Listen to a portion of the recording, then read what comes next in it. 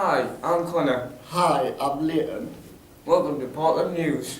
Our top story is we're interviewing Cal. From the City of Culture bid. Hello Cam, thanks for coming. Will you tell me about your background? Well, thank you for inviting me, Nick. I'm a businessman. I own restaurants, bars. I also have an event company where we do events within the city. I also have Stars on Earth, which is a hospitality training program for young people with special needs. You actually was on our first program. What is the City of Culture bid? Yeah, the City of Culture bid is every few years a city will get nominated within the UK to represent the UK City of Culture. So it's representing arts, music, food, culture, diversity. It's kind of bringing all the different communities and all the different groups together and celebrating what culture has to offer in the city. So this is what we're working for in Sunderland. How long have you been in the bid? I've been in the bid since it started. So we had an official launch back in September 2 years ago, where we actually had a launch within the city. I've actually also been invited to sit on the board of directors for the City of Culture bid, so I'm sitting with some very influential people in the city, and we're guiding the bid team in terms of how to drive the delivery to hopefully have a successful bid and to allow Sunderland to win it. Does it cost us any money? No. In terms of you and me, it doesn't cost us any money. The only thing it will cost us is being passionate, supporting and spreading the word that we all want Sunderland to be City of Culture in 2020. Why do you think that Sunderland would win the City of Culture? Why not, I say. We've got such a great city, we've got some fantastic heritage buildings, we've got some brilliant cultures living in the city, we've got lots of music in the city. We've just got everything going for us now. The most important thing is us people. There's a great mix, and friendship is the key. And I firmly believe that Sunderland is on the cusp of developing itself into a great city. And this City of Culture bid would really help us develop that even more. What would be the benefits if we win? If we win, I think the big benefits would be there'll be a lot of investment in the city, so there'll be lots of organisations. The government will be giving lots of funding to develop the city and the city centre a lot more. There'll be a big cultural programme within the city, which will hopefully bring lots of tourists in to actually experience and see what the city and its people has to offer. So it would be a great all-round success. What can we do to help? Well, we want you to tell all your family, all your friends, to start checking in on Facebook. The Sunderland 2021 Facebook page, start sharing it and tell your friends to help us win the City of Culture bid. I want you to spread the word as much as you can, because you are the ambassadors for our city. That was brilliant. Thanks very much, Cal. Thank you very much, and you're very welcome. Strange things happening in the kitchen. We spoke to Sue to find out more. Why have you got mouldy food on your wall? Well, in Portland we have some really good young people who wash their hands regularly. However, I was just trying to get across the fact that if we don't wash our hands properly when we're working in the kitchen with food, then these sorts of disgusting mouldy things can grow. Is it dangerous? If you try to eat this bread, it would definitely be really dangerous. But we have them double sealed in a plastic bag, so none of the spores, which are the things in mould that make you really ill, they can't get out, so we're quite safe with them. What are you going to do with it?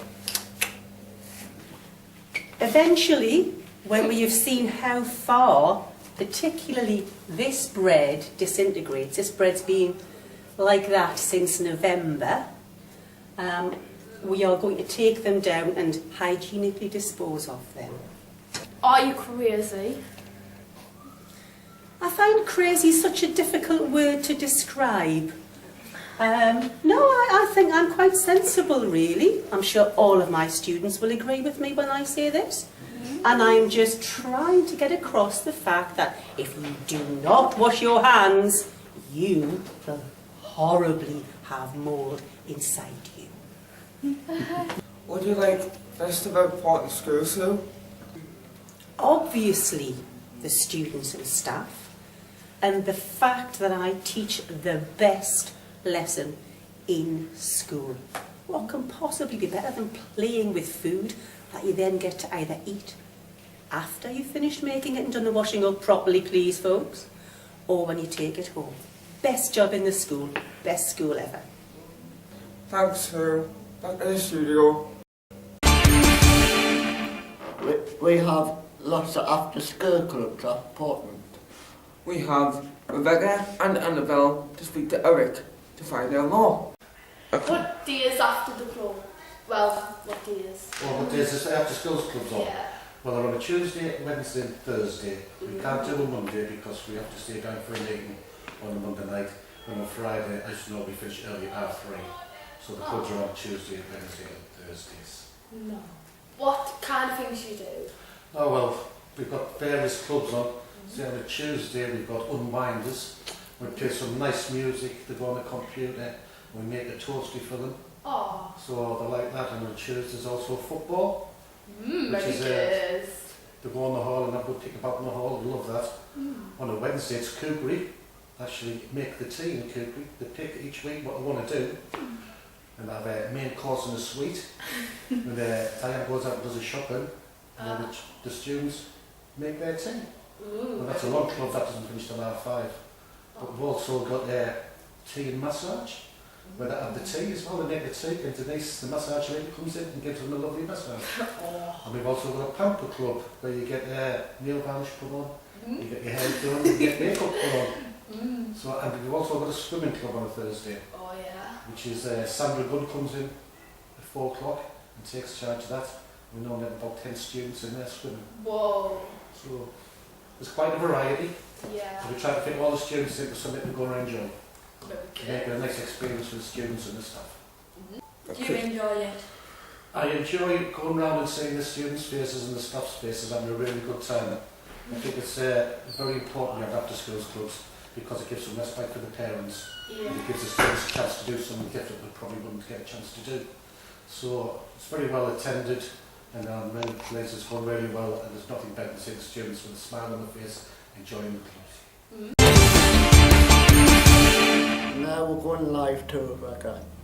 Who's interviewing Paula for the exciting lessons that she has been doing with her class about safety works and science. I just went to see if you were or something. Yeah. We did last Wednesday.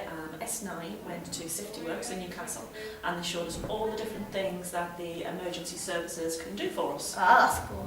It was. We saw what the fire brigade do. We saw the police and all the different roles that the police do. Oh. So not only just in a police station, but the police that work on the metros, and they actually had a pretend metro station in the building, which was pretty cool. We Hey. had to stand clear of the doors. And we saw what the ambulance service did, Oh. and we pretended that one of our students had had an accident in the kitchen, and then another student had to phone 999, and we learned what the other number is if it's not quite an emergency. Which, do you know what that number is? 111. It is, well done, and you've obviously been there as well. So we did lots and lots of really, really cool things. It was a really nice day out, and we found out lots of information. Well, hey, that's good. It was. I heard you being in the science and you went to different schools to do science with them. We have, yes. I used to be a science teacher in a secondary school, so when we've been doing science in class, we can't really do very many experiments. We've just been using like the sieves in from the kitchen and things like that. So I thought I'd organise a trip to a proper science lab, which we went to last week. And we had a great time. We were using all of the glassware and different chemicals. And I think the best thing that the students enjoyed was they used the Bunsen burners. That's so fun. It was fun indeed. So, do you know what a Bunsen burner is? A weird thing that's in a glass or something? It is pretty weird, but it's Yeah. not made of glass. It's metal and fire comes out of it. Oh. So you can actually heat things with it. So we had a Bunsen burner. So we had flames, we had bubbling liquids, and we had a really, really good time. And what's even better is we're going back next week to do some more experiments. Whoa, that's exciting. Yeah. It is indeed. This year at Portland, we have been doing forest school. We spoke Richard to find out more. Can you tell us about Forest School? Well, Forest School is a Scandinavian approach to outdoor education and outdoor learning. So it was developed in Scandinavia in their curriculum, mainly in primary school and preschool children, to develop things like self-esteem, confidence, motivation, teamwork, all of the concepts that you might not be able to develop within children, within childhood development in the classroom, I suppose. So we do a lot of work outside in the woodland walk out here, and in the woods over the back of the road, where students will get the chance to make their own decisions. It's very student led, so I'll give them a small achievable task to do. They can either work in groups or on their own or in pairs, and they'll just be able to go off and enjoy the woods and explore in the comfort zone and giving it a go, really. How do you change your lessons for different kids? Well, Forest School is very adaptable, and obviously I teach it to the PMLD students in the sensory department. We look at sensory stories through outdoor learning, so we always come out to the outdoor classroom to get a bit of fresh air, and then we'll maybe look at sensory stories like Jack and the Beanstalk, for instance, we did last week, because obviously it's springtime now, so the students are looking at new life. So we had a look at Jack and the Beanstalk, and then they had a go at putting compost and things, feeling the compost, the texture, the smell into the pots, and then putting the beans into the pots and see if we can grow our own magic beans. So there's loads of different ways you can adapt Forest School to your learners and to suit your learners. And can you tell us about your dog? So this is Casper, my lovely border collie from home. I've had him since he was 8 weeks old. He's just a very good way of engaging students in outdoor learning. He's really patient, he's very well behaved, and the students really do love learning outdoors when I have them here. So it's a good motivator, it's a good way of getting positive behaviours out of students as well, and maybe changing behaviour patterns in some classes. So yeah, he comes out and helps in Forest School, and he comes out on all the DV practice days, on the DV practice walks, and generally he just loves being in school with the students. And I think it's good for the students in experience animals. They might not have a dog at home, or they might have an animal at home. Portland School has a really good work experience programme. We have 2 success stories. We went to Diane to find out more. Hello, I'm Diane Scott and I work at Portland and I run the Works Experience programme. I would like to introduce 2 of our students, Nick and Luke, who are very successful with the Works Experience that they do. I'm working in animal crackers in Greentown. I hang up some coats and t-shirts. I travelled independently to animal crackers and they extended my contract. Hi Luke, you've also been successful in your works placement. Can you tell us where you're working and sort of things that you do? I'm in a car couch, and we're doing like getting fixed good brakes and stuff like that. Luke, have they decided to keep you on? Yes. Right, Luke, can you tell us about the motor mechanics qualification that they're going to put you through? Yes. Mine is level 1 mechanics. Brilliant. Right, thank you boys, you're a credit to Portland School. Thank you. Thank you, Luke.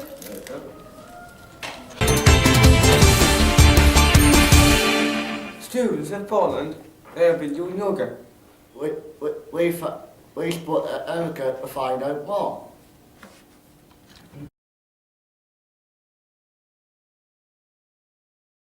Why is yoga good? Yoga is for everybody. It's not competing against anybody else, it's just getting our bodies to do the best they can do. And everybody here has gone from thinking, oh, we can't do it, and now they can do it. And they're absolutely amazing. They're doing things that even I didn't think they'd be able to do. Fantastic group. What is the bangers of yoga? Yoga gives all of our young children a lot of self-confidence because they can do things that they didn't think they could do. And we've also been working on postures where they rely on each other, so they can see that by working together they can achieve things that they couldn't when they were on their own. And I think we also have a lot of fun and the children enjoy it. So they learn that exercise isn't always about having to do things they don't want to do.